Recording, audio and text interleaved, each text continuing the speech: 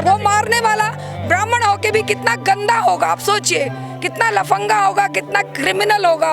उसका ब्लेम आप किसी जाति विशेष पर, मुझ पर नहीं डाल सकते। एक ब्राह्मण होने के नाते मैं उनके साथ कैसे, हाँ मुद्दा है। ब्राह्मणों को भी अपने जो गंदगी है उससे बाहर निकलना पड़ेगा।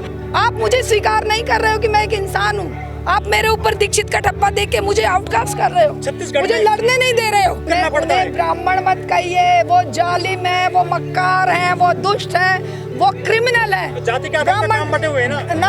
ना, हम मानते ही नहीं। ये सवाल आप मुझसे कर ही नहीं सकते। जो इस सिद्धांत को ही नहीं मानता, जो ब्राह्मण होने का दावा ही नहीं करता, जो एक सच्चा इंसान होने का दावा करता है, जो दलित की लड़ाई को सड़क पर लड़ने के लिए तैयार है, गोलियां खाने के लिए तैयार है, उससे आप इस तरह सवाल करेंगे तो ये आप जाने। मूंछ तक रखने पे अगर उसकी हत्या कर दी जाती है तो ये साजिशन किया जाता है। भाई ये जो गुंडे बदमाश लफंगे बीजेपी ने पाले हुए हैं या कांग्रेस ने पाले हुए हैं, दलितों को मरवाएंगे, महिलाओं के साथ बलात्कार करवाएंगे, उनकी हत्याएं करवाएंगे। ये पैगाम है भारत के हर कंटेंट क्रिएटर के नाम। जय भीम बड़ा सीधा हंसी, जय भीम। जय Bhim app available on the play store and Apple app store now. आज लड़ाई रोजगार की ना हो, शिक्षा की आवाज ना उठे, आज नशाखोरी के विरुद्ध आंदोलन ना हो, आज दलित और गरीब मजदूर किसान महिला अपने हक की आवाज़ बुलंद ना करें, इसीलिए ये इस तरह के बीच बीच में हादसे करते हैं कि इंसान को मूंछ तक रखने पे अगर उसकी हत्या कर दी जाती है तो ये साजिशन किया जाता है भाई, क्योंकि इन्हें पता है कि आज युवा जो है बहुत बड़ी संख्या में बेरोजगार है और युवा आज बहुत बड़ी संख्या में बहुत बौखलाया हुआ है, गुस्से में है।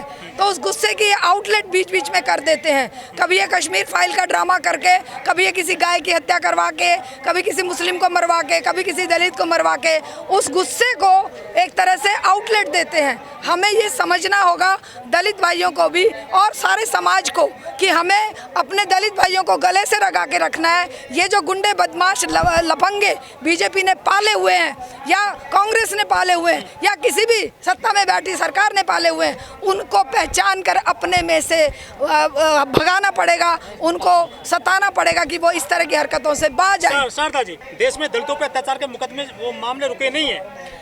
देखिए, ये इस तरह के दलित हितैषी हैं कि ड्रामे के लिए दलितों के घर खाना खाते हैं और खाना 5 स्टार होटल से मंगवा के वहाँ बैठ के दिखाते हैं कि हम दलित के घर का खाना खा रहे हैं। इनकी जो बकवास थी कि 15 लाख खाते में आ जाएंगे, वो उसी तरह की बकवास ये भी थी कि दलित भाइयों को शूट मत करो, दलित भाइयों को सताओ मत। दलित भाइयों को सताना, महिलाओं और मजदूर किसानों पे, दलितों पे अत्याचार करवाना, ये इस पूंजीवाद की खुराक है। सत्ता में बैठे लोग खून के प्यासे होते हैं, ये खून के बिना सत्ता तक कायम नहीं रख सकते। दलितों को मरवाएंगे, महिलाओं के साथ बलात्कार करवाएंगे, उनकी हत्याएं करवाएंगे और दलित मजदूरों को, किसानों को ये उनके हक मार के उनको आतताई, आतंकवादी और खालिस्तानी बताएंगे। ऐसे लोग अब दलितों को माओवादी कहने लग जाते हैं, जो शेड्यूल टाइप से बेचारे, उनको माओवादियों के नाम पर मार डालते हैं। मोदी जी ने यूपी में तो पैर धोते सफाई कर्मियों के बाकायदा। ड्रामा किसको कहते हैं आप? ये वो ड्रामेबाज है कि माँ के पास अगर जाता है तो वहाँ पर भी इसके वो जो होते हैं ना कैमरामैन, किस एंगल से फोटो, माँ उसको पुचकार रही है, माँ के पैर छू रहा है। ड्रामेबाज ये आदमी है, इसे सत्ता में नहीं, इसे तो फिल्मों में होना चाहिए था। बकवास। 21वीं सदी में हम लोग जी रहे हैं, कहा जा रहा है भारत विश्व गुरु बनने वाला है। कोई दलित मूंछ रखता है उसकी हत्या हो जाती है, कोई घुड़चढ़ी नहीं कर सकता है, कोई अच्छे कपड़े पहन लेता है, कोई घोड़े पे चढ़ जाता है तो उसकी हत्या कर दी जाती है। भाई देखो, विश्व गुरु बनेगा भारत? विश्व गुरु बनने की जो पहली शर्त है वो है शिक्षा, और शिक्षा को मटियामेट करके ये जो लड़के जो हत्याएं कर रहे हैं, ये इनके हाथ में जो सर्टिफिकेट होंगे 10वीं 12वीं BA या MA के, वो एक पेपर डिग्रियां हैं, वो शिक्षित नहीं है। और इस सरकार ने, चाहे वो बीजेपी थी, कांग्रेस थी, चाहे आम आदमी है, शिक्षा से वंचित करके ही लोगों को आवारा, लफंगे, मर्डरर, हत्यारे और क्रिमिनल बनाया जा सकता है। इस समाज को लड़ना पड़ेगा। दलित, स्वर्ण, महिला, मजदूर, किसान और मुस्लिम को एक साथ आकर लड़ना पड़ेगा। आवारा बदमाश हैं क्या? आप क्या बात कर रहे हैं, मैं उल्टा कह रही हूँ। सत्ता में बैठे लोग शिक्षा से तो दूर ही नहीं रखा गया ना दलितों को क्यों? ब्राह्मणों के बच्चे भी उसी तरफ शिक्षा से वंचित हैं। जो दलित की हत्या कर रहे हैं वो अशिक्षित लावार मतलब लफंगा मतलब कि क्या कहूँ मैं उसको, कितने गंदे शब्द इस्तेमाल करूँ। वो मारने वाला ब्राह्मण होके भी कितना गंदा होगा, आप सोचिए, कितना लफंगा होगा, कितना क्रिमिनल होगा। वो शिक्षित होके भी, वो ब्राह्मण होके भी क्या होगा? सर्वज्ञानी होता, पढ़ा लिखा। वो सर्वज्ञानी कहाँ से है? जब आप देख रहे हैं कि राम मंदिर के नाम पे वोट दे रहा है, वो ज्ञानी है? वो देख रहे हैं कि नवरात्रों की फ्री ट्रेन को वो कश्मीर फाइल को सपोर्ट कर रहा है, वो ज्ञानी है? उनसे गंदा गिरा हुआ कोई नहीं हो सकता अगर वो इस तरह की बात करता है। नहीं देना चाहिए, वोट देना चाहिए रोजगार की मांग करते हुए, वोट देना चाहिए शिक्षा के नाम पर, वोट देना चाहिए समानता के लिए कि हमारे दलित, SC ST OBC, महिला, छात्र सभी बराबरी का हक पाएं, रोटी रोजी पाएं। मैडम जी, जब दलितों पे बहुत सारे अत्याचार हो रहे हैं देश में, उसके बावजूद जो बहुत सारे संगठन है ब्राह्मणों के, वो कहीं खुलकर सामने नहीं आते। नहीं, हम आते हैं सामने भाई। लोगों ने आंदोलन किया यहाँ पे। हम लोग, देखिए मैं अभी बता रही थी भाई को, हाथरस की घटना में हम लोग लगातार महिला संगठनों ने आंदोलन किया, गिरफ्तारियां दी, और जब तक वो हत्यारे पकड़े नहीं गए तब तक हम लगातार आंदोलनरत रहे। अभी भी हमारा ये आज ये कार्यक्रम था, परसों की शायद वो घटना है, और कल यहाँ पे जंतर मंतर पे 2 तारीख को शायद एक वो था, तो मुझे ये मैसेज मिला था। लेकिन क्योंकि हमारे बिजली आंदोलन की जिम्मेदारी हम पे थी। निर्भया के लिए पूरे देश में लोग मोमबत्ती जलाते हैं क्रांत पैलेस में आकर। हम भाई इसके लिए क्यों नहीं आ रहे हैं लड़के के लिए? देखो, हम इसके लिए भी उतने ही दर्द में और सड़क पर आते हैं, और हम हमारे इलाके में हमने कैंडल मार्च भी निकाला है। संदीप भाई हैं वहाँ पर भीम आर्मी के। मेरा जो घर है ना दलित मोहल्ले में ही है, मेरा जो फ्लैट है ये मेरी आखिरी लाइन है, इधर से दलितों के घर मारा जाता है तो उसका बिल्डोजर से घर तोड़ दिया जाता है उत्तर प्रदेश में, और यहाँ राजस्थान में मुआवजे के लिए रोजाना धरने प्रदर्शन कर रहे हैं दलित। देखो भाई, दलितों को भी, सवर्णों को भी, सबको एकजुट लड़ना पड़ेगा। भेदभाव की लड़ाई खत्म करनी पड़ेगी। मारे जाए तो करोड़ रुपए मुआवजा सरकारी। अरे भाई, ये कौन कर रहा है? लखनऊ में हो रहा है, यूपी में योगी कर रहे हैं। ये कर रहे हैं सत्ता में बैठे वो लुटेरे जो ईमान धर्म नहीं रखते, दया माया नहीं रखते। आप और मैं नहीं करेंगे, हम करेंगे समानता की लड़ाई। हम लड़ेंगे दलित के हक के लिए, महिला के हक के लिए, हम लड़ेंगे अपने आदिवासी भाइयों की लड़ाई। वो जो कर रहे हैं उसका ब्लेम आप किसी जाति विशेष पर, मुझ पर नहीं डाल सकते।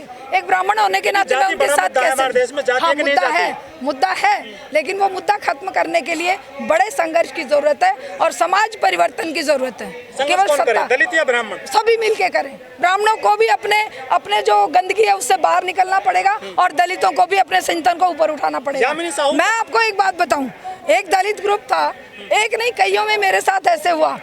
उन्होंने मुझे ऐड कर लिया कि मैडम आप बहुत अच्छी बात करते हैं, और दलित भाइयों ने इसका विरोध किया कि ये ब्राह्मण हो गए हमारे ग्रुप में कैसे है। तो मैंने कहा कि भाई, जब मैं अपने ब्राह्मण तक को छोड़कर जमीन पर हूँ तो आप जातिवाद फैला रहे हो, आप मुझे स्वीकार नहीं कर रहे हो कि मैं एक इंसान हूँ। आप मेरे ऊपर दीक्षित का ठप्पा दे के मुझे आउटकास्ट कर रहे हो, मुझे लड़ने नहीं दे रहे हो, आपकी लड़ाई लड़ने से मुझे वंचित कर रहे हो। और सुनिए, उन्होंने मुझे डिलीट कर दिया। ये बात कहते ही उन्होंने मुझे ग्रुप से, ये 4-5 ग्रुपों में हो चुका। सफदर हाशमी का ग्रुप है, सफदर हाशमी के ग्रुप में इसी तरह मेरे साथ हुआ। छत्तीसगढ़ में यामिनी साहू अगर कथा करने जाती है, उसको धमकी दे दी जाती है ब्राह्मणों के द्वारा कि यहाँ कथा मत करना। ऐसे ठाकुर होते हैं, उनको भी विरोध करना पड़ता है। ब्राह्मण मत कहिए, वो जालिम है, वो मक्कार हैं, वो दुष्ट है, वो क्रिमिनल है। तो जाति के आधार पर काम बटे हुए हैं ना? ना, हम मानते ही नहीं। ये सवाल आप मुझसे कर ही नहीं सकते। जो इस सिद्धांत को ही नहीं मानता, जो ब्राह्मण होने का दावा ही नहीं करता, जो एक सच्चा इंसान होने का दावा करता है, जो दलित की लड़ाई को सड़क पर लड़ने के लिए तैयार है, गोलियां खाने के लिए तैयार है, उससे आप इस तरह सवाल करेंगे तो ये आप जाने। और दलित भी अगर मुझ पर ये लांछन लगाएंगे कि आप ब्राह्मण हो, आप क्यों लड़ रहे हो, आप हमारे साथ मत आइए, तो हम बताइए। मैं बता रही हूँ आपको, मुझे कितने बार ये कहा जाता है, अरे आपका नाम शारदा दीक्षित, अरे आप तो ब्राह्मण हो, आप जाइए एक तरफ हो जाइए। क्या बात है भाई? आपको सोचना शिकार होना पड़े जाति के आधार पे हैं? आप भी शोषित हैं भाई। मैं शोषित ही तो हुई, जब वो मुझे आउटकास्ट कर रहे हैं तो मेरे साथ अन्याय हुआ ना। मैंने सुबह शाम तक ऐसी बातें झेलता है, तो मुझे उनको समझाना है, इसलिए मैं उनसे गुस्सा नहीं हुई। मैंने उन्हें कहा भाई तुम्हें, दिल्ली में 4 सफाई कर्मियों की मृत्यु हो जाती है, सरकार 1 रुपया नहीं देती उनको मुआवजा, कहते तो ठेकेदार के लोग हैं। यही तो लड़ाई लड़नी है, हर कदम पे लड़ना है भाई। आपको और हमें आंदोलन में उतरना पड़ेगा, सवाल जवाबों से नहीं होगा, घर घर जाकर अलग जगानी पड़ेगी। आप हमारे साथ आइए, दलितों के घरों में चलेंगे। मेरे पड़ोस में ही दलित वाल्मीकि चौपाल है, उसमें बैठ कर खाना के लिए खाना नहीं, वो उनको शिक्षित करने के लिए, समझाने के लिए।